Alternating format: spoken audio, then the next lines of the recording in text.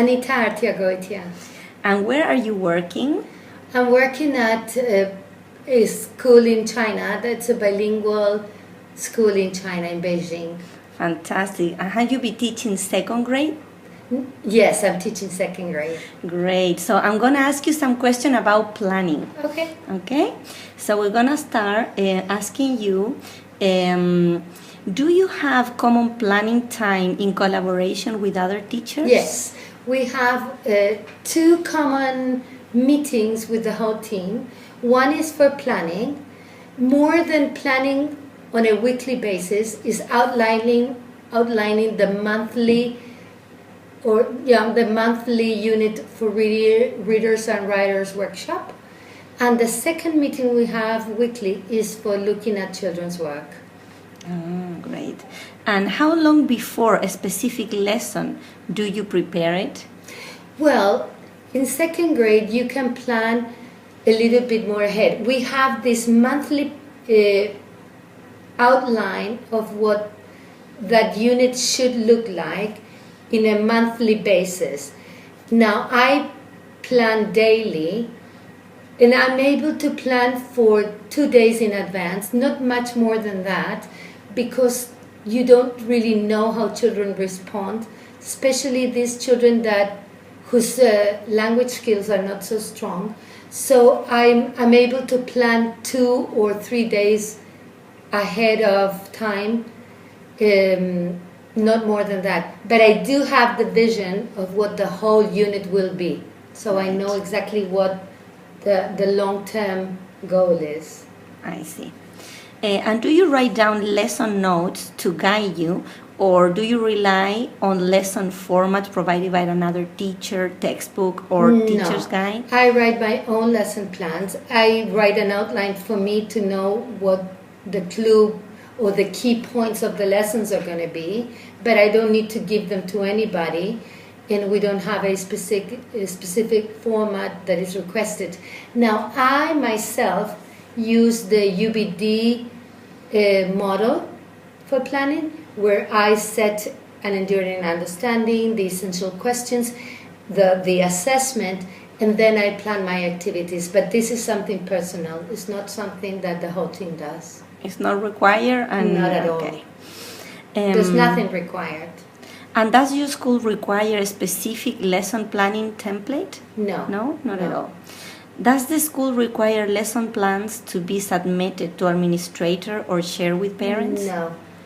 No. We're only asked to submit lesson plans, but without a specific format, for our yearly observation, where the administrators come and observe us. We're required to send the lesson plan ahead of time, but they have never given us a format or anything. So I use the one I feel more comfortable using, which has also been used by other teachers. But no, we don't submit them to anybody, and not to parents. To parents, we do submit newsletters where we tell them what we're going to be covering. My team, second grade, agreed that in the newsletter we could only talk about what we had already done. But I don't find it so useful. So I have included what's going to happen, because parents need to know what is coming, not what already happened, so they can collaborate with you. But that's an initiative that I have taken. Wonderful. Which is your starting point when you are doing your planning? Objective, assessment, standard, or else? Standard.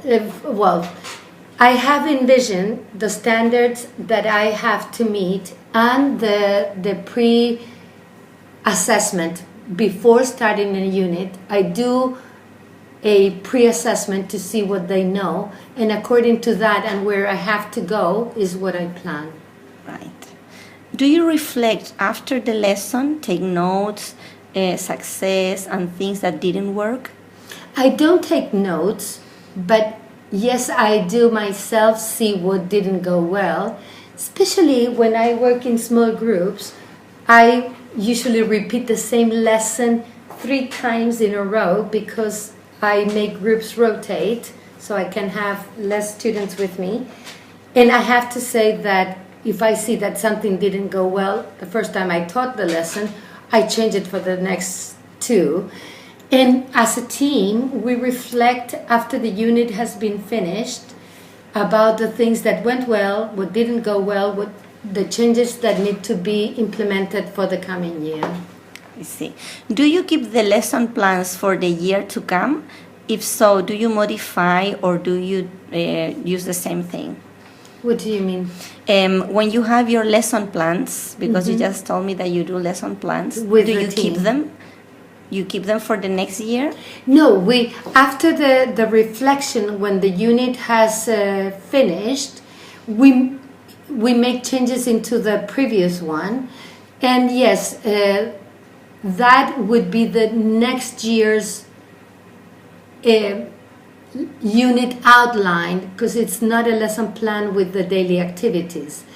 But even then, the next year you might need to make changes because the students are different, and that is all incorporated into that. But basically, yes, we use the same that we improved the year before. After we finished the unit, we make the changes to that unit to make it better according to how things well.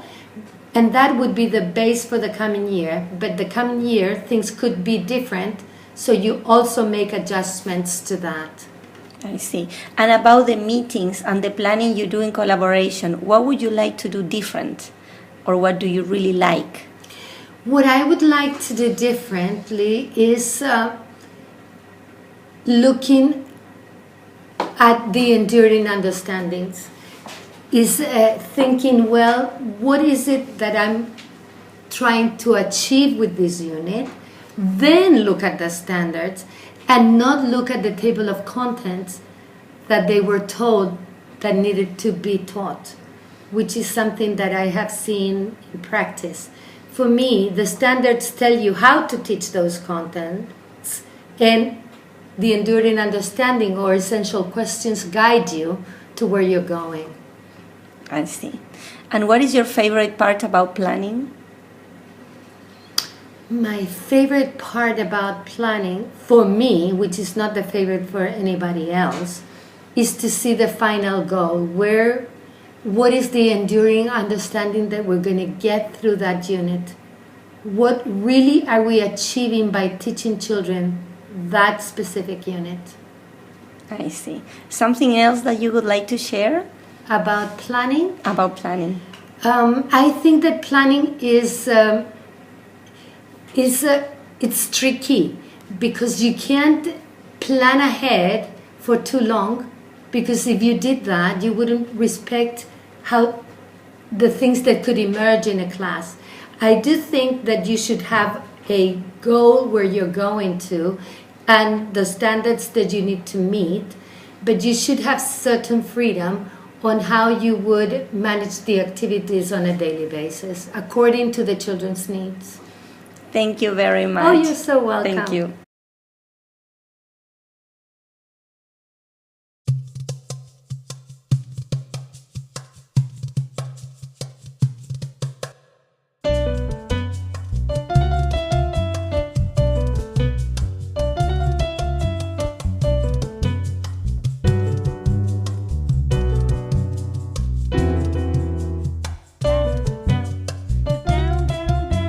Hello. Hi, What's your name? my name is Sky Mackenzie. And what do you teach? I am an English language development specialist here at a bilingual international school in Beijing. So I work with the kindergarten classes, there's 6 of them, and I share my time amongst those 6 classes, offering additional English language support. I see. Can I ask you some question about planning? Yes. Okay. So my first question is, which is your starting point? Do you start with objective, assessment, standard, activities? What is your inspiration to start? Well, we do have curriculum maps that are based on both the Common Core standards in the United States, and we also use Reading and Writing Workshop. As a starting point, we have unit maps that we then kind of from the big picture work our way down into our lesson planning. We do weekly lesson plans as a whole team, so we're fortunate to work together on those in mapping out what the lessons for reading and writing will be. In this school, that's all the kindergarten teachers focus on is English literacy, reading, writing, word study, shared reading. So yeah, we work together from kind of the big picture down to the smaller picture. My role is a little bit different as a specialist. I am focusing a lot on formative assessments to know exactly where the kids are in their learning. Now it's kindergarten, it's basic phonics, very introductory English skills. And so I want to know exactly what letter sounds, what sight words the kids might know, so I can really tailor my lessons to what the kids know. Right, so most of your students are ELL? Yes, I 95% of the population are Chinese nationals. So some of them came from ECC, they might have had a year or two of English learning. However, they're coming from a Chinese background, so their native language is Chinese. I see. After you having your lessons with your students, do you reflect the success or something that didn't work? Personally, I do. I'm always kind of monitoring. They're 5 years old, so you have to be very receptive to their engagement and making sure that if it's not quite to their level, if it's too challenging, of course, they'll quickly disengage. So you're always really trying to be accurate with the level that you're teaching. And then also as a team, we're fortunate that every unit we go back over our bigger unit plan, and then the lessons that worked, didn't work. Maybe there were certain objectives that didn't quite fit, and we'll take them out or add them in. So we're always working with that document. It's a live document. I've been in schools where it's kind of like, yeah, you pull out the big document and it's just this fancy thing full of objectives. So I'm really happy to be here to see like living documents, this worked, this didn't, change it and keep building it for next year. So, yeah, very good. Do you keep the lesson plans for the next year to come? Yeah, so like I said, we work on like weekly lesson plans. Of course, teachers have autonomy to take those plans and kind of shift them how they see fit. But we'll save each one. So then when we're planning, we pull up last year's and see what were the key words, what were the letters, and then we're building on that, right? So sometimes it changes. Every year is contextual to what we're doing with our students, but at least we have a starting point, so it seems to kind of build from year to year. Do you like the way the lesson plans are done in your school? What would you like to do different? I am pretty happy with how they go. We've added a section for my role because last year they didn't have an ELD specialist. So that's nice that I can add my input, and I'm also part of the collaborative sharing process. So we're planning together and I'm adding my input of scaffolds and things like that. It's not so detailed, but I think it is because the whole grade level will take that and use that, but identify details along the way individually. So it's I guess broad enough to take it the way you want to take it, but we are thinking about what letters are we teaching, what words, what literature, that sort of thing. So it's detailed enough to give you a good idea of what the week will look like. Yeah, and also give a space for the teachers to do their own style. Yes. Yeah. I'm fortunate to be able to see a lot of teaching styles and just the way they manipulate the same lesson plan, but it looks so different among the different classrooms. Wow. Do you have a planning time on your school? Is that enough? Yes, we're fairly fortunate here being a bilingual school. The children have, I would say it's almost 70% English, 30% Chinese. So when the Chinese teachers are teaching, that frees up time for the English teachers to prepare. So we have, I feel fortunate when I compare it to North America and like a public system in Canada, what I'm used to, I am very grateful for all the time that I have to prepare and plan. That is good to compare and to have an idea how the things work different. Yeah. Yes. How long before a specific lesson do you prepare? I must admit, I don't plan too far in advance. We get the weekly lesson plans done the week before it happens, obviously. So I would say I'm working about a week ahead.